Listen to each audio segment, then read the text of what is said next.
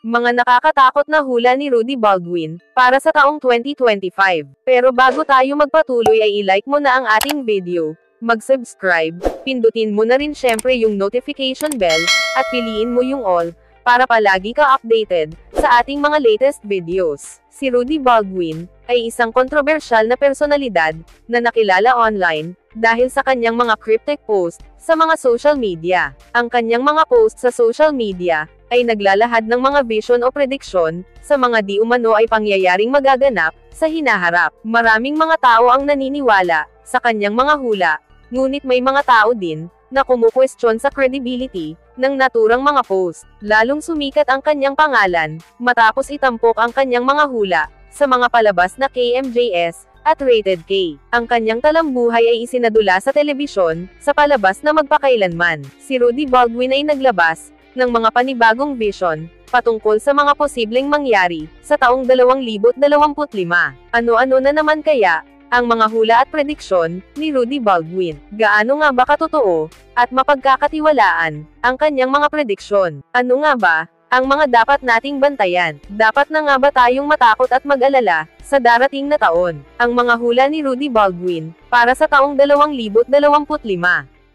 Number 10, bagyong may dalang trahedya. Ayon sa hula ni Rudy Baldwin, ay 3 malalakas na bagyo ang tatama sa Pilipinas, sa darating na taong 2025, na pinangalan ng may mga letrang O, S, at P. Hindi daw ito simpleng bagyo lamang, kundi magdudulot at mag-iiwan ito, ng matinding pinsala, at makakaapekto ng sobra, sa maraming Pilipino. Isa sa mga bagyo na ito, ang magdadala ng kakaibang lakas, na tila kasama ang galit, ng kalikasan. Ang mga bagyo na ito, ay hindi lang tatama sa mga lugar, na kadalasang dinadaanan ng mga bagyo sa Pilipinas, kundi sa malawakan. Magdudulot ang mga ito ng matinding baha, pagguho ng lupa, pagkasira ng mga kabuhayan at mga tahanan, sa mga hindi inaasahang rehiyon. Kaya naman sinabi ni Rudy Baldwin, na maghanda ang Pilipinas, at ang bawat Pilipino.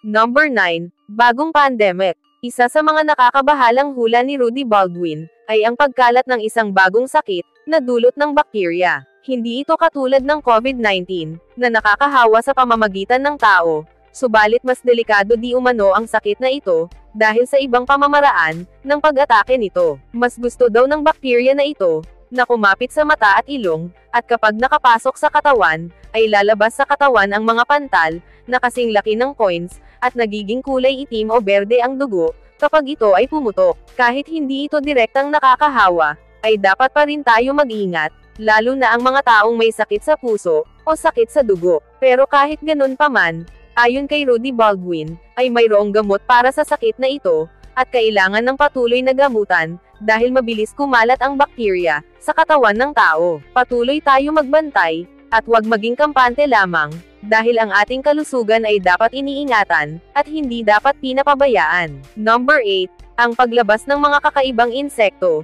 dahil sa sobrang init. Ayon sa hula ni Rudy Baldwin, ang tag-init sa taong 2025, ay mas magiging doble sa tindi. Kaya naman dahil dito, ay maraming mga insekto ang nagtatago na lalabas, pati na rin ang ilang uri ng mga hayop, na hindi pa natin nakikita. Epekto daw ito ng pagbabago-bago ng panahon, o ang climate change. Kaya nagbigay siya ng mga paalala, na magtanim tayo ng mga puno, at iwasan o bawasan ang labis na paggamit ng teknolohiya, na nagdudulot ng polusyon.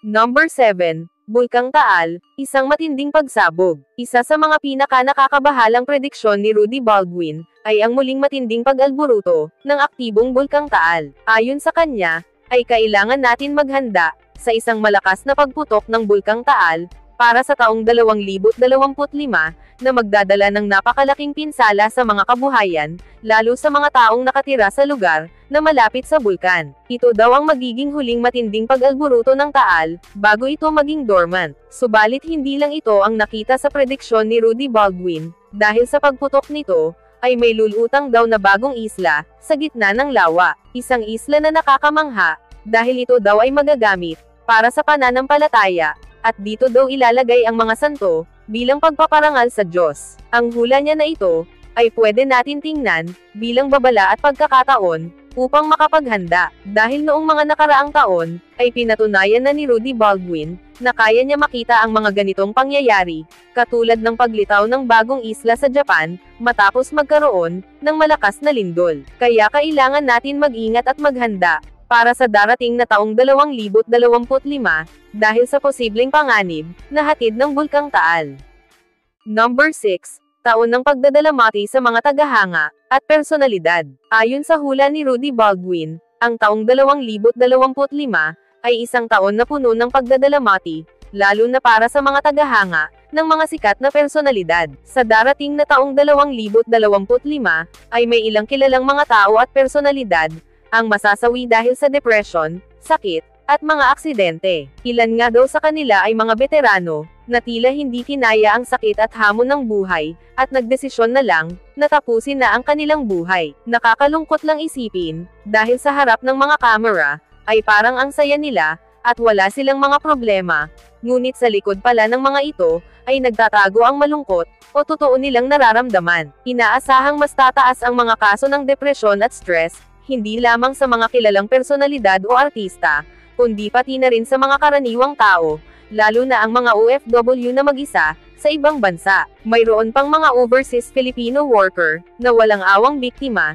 ng masalimuot na mga krimen. Isang nakakalungkot at napakasakit na prediksyon, na binigyang diin sa kanyang hula, ni Rudy Baldwin. Kaya ipinapaalala niya sa atin, ang halaga ng komunikasyon sa pamilya, at pagpapalakas ng pananampalataya, sa ating Panginoon. Number 5. Ang paglubog ng Indonesia, at lindol sa Pilipinas. Base sa mga nakikitang prediksyon ni Rudy Baldwin, habang ang Pilipinas ay patuloy na nakakaranas ng mga malalakas na lindol, ang bansang Indonesia naman, ay makakaranas ng matinding paglubog, lalo na ang mga mababang lugar, at malalakas na pagsabog, ng mga bulkan. Di umano ay parang papalapit na sa Pilipinas, ang sinasabing The Big One, kaya naman payo ni Rudy Baldwin, na maging alerto tayo sa anumang oras, at palaging maging handa. Number 4. Himala at kababalaghan, sa kalangitan. Ayon sa mga nakikitang prediksyon ni Rudy Baldwin, ay maraming mangyayaring misteryo at kakaiba sa kalangitan, sa darating, na taong 2025. Ayon sa kanyang nararamdaman, ay hindi ito mga simpleng ulap, at araw lamang. Masasaksihan daw natin ang araw, na halos humahalik na sa lupa, na magdadala ng matinding init. Sinabi pa niya na magiging kulay apoy ang buong kalangitan, na parang nagbibigay babala, ng isang matinding aksidenteng mangyayari, na tatatak hindi lamang sa Pilipinas, bagkus sa buong mundo. Ayon sa kanyang mga nakikita, ay 3 aksidente sa himpapawid, ang mangyayari sa taong 2025, kung saan may kasama di umano na kilalang personalidad, ang malalagay ang buhay, sa panganib. Ang ganitong mga prediksyon, ay isang paalala sa atin na mag-ingat, dahil kapag nag-iba ang kulay ng kalangitan, posible na itong palatandaan, na may aksidenteng mangyayari. Number 3. Aso ang bayani, ang tagapagligtas ng 2025. Ayon sa hula ni Rudy Baldwin, ay sa kasagsagan ng isang napakalakas na bagyo, ay may isang aso, ang naging bayani ng taon. Ayon sa prediksyon, ang aso na ito ay tumalon mula sa bangka, upang iligtas, ang mag-inang nalulunod. Sa kabila man ng kakulangan ng lakas, ay nagawa pa rin ng aso, na magligtas ng buhay. Magsilbing inspirasyon daw ito sa atin, na minsan kahit ang mga hayop, ay nagiging instrumento ng Diyos, para sa kabutihan. Sa taong 2025, ang mga hayop di umano ay magpapamalas ng kakaibang talino, at kabayanihan sa mundo. Number 2. Pagtaas ng crime rate, sa Pilipinas. Isa pa sa mga nakakabahalang prediksyon ni Rudy Baldwin, ay ang pagtaas ng kaso ng mga krimen, lalo na ang kagagawan ng mga traidor, sakim, at mga gahaman sa kapangyarihan. Nagkalat ang mga mapanlinlang at mapang-abuso, ang magpapakita ng tunay na kulay, sa taong 2025. Sinabi pa niya na wag basta magpautang, sa taong 2025, dahil hindi babayaran ang utang, at mag-ingat sa mga tao, na manggagamit. Sa iba't ibang bahagi ng mundo, ay may kanya-kanyang pagsubok ang darating, at mararanasan nila. Ang paglubog at pagguho sa bansang Indonesia, apoy ang kakaharapin ng bansang China, at walang tigil na mga lindol, sa Pilipinas. Parang ipinapaalala sa atin, na palaging may banta ang kalikasan, sa bawat sulok ng mundo. Number 1. Pagtaas ng pananampalataya, at pagkakaisa. Ayon sa prediksyon ni Rudy Baldwin, sa gitna ng mga negatibong hula, ay mayroong isang sinag ng pag-asa. Ang taong 2025 ay taon ng pananampalataya at pananalig sa Diyos. Maraming tao ang magbabalik loob sa ating Panginoon, mananalangin, maghahanap ng kaligtasan, at mga gabay. Sa taong 2025 din, ay maraming tao ang magbabalik sa simbahan, magbibigay ng panalangin, at muling tatanggapin ang pananampalataya sa Panginoon, bilang gabay, sa kanilang mga buhay. Para kay Rudy Baldwin, ito ang pinakamahalagang mensahe sa lahat, na sa kabila ng lahat ng mga pagsubok at hirap, ay hindi tayo dapat sumuko, at mawalan ng pag-asa, at pananalig sa Diyos. Maraming misteryo at himala ang mangyayari sa kalangitan, na magtutulak sa mga tao, na magbalik loob at muling magtiwala, sa kapangyarihan ng Diyos. Ayon sa kanyang prediksyon, ito ang panahon kung kailan ang dasal, at pananampalataya ang magiging sandigan ng marami, sa harap ng mga darating na hamon, sa ating buhay, at kapaligiran. Bago tayo magtapos ay i-like mo na ang ating video, mag-subscribe, pindutin mo na rin syempre yung notification bell, at piliin mo yung all, para palagi ka updated, sa ating mga latest videos. Ang mga hula at prediksyon ni Rudy Baldwin, ay mga babala at paalala sa atin, na karaniwang malawak at maaaring maganap, sa natural na takbo ng panahon,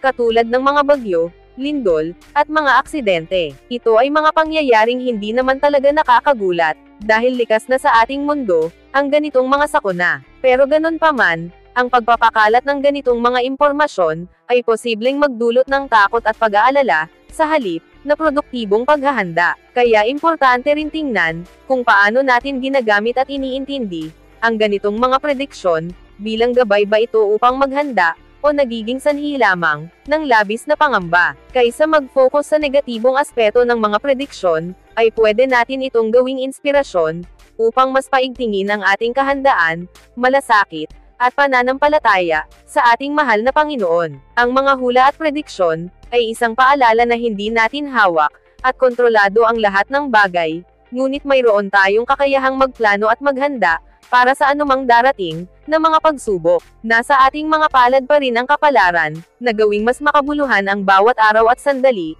sa kabila ng mga hamon, sa hinaharap. Ayon kay Rudy Baldwin, ang taong 2025, ay taon ng mga pagsubok, ngunit maaari rin itong maging taon ng pag-asa, kung tayo ay magtutulungan, magdadasal, at magiging handa. Ikaw, ano ang masasabi mo, sa mga hula at prediksyon na ito, ni Rudy Baldwin? Magkatotoo kaya ang mga ito, sa taong 2025? Comment mo sa baba ng ating video, yung sagot o masasabi mo, para malaman din namin. See you on our next videos.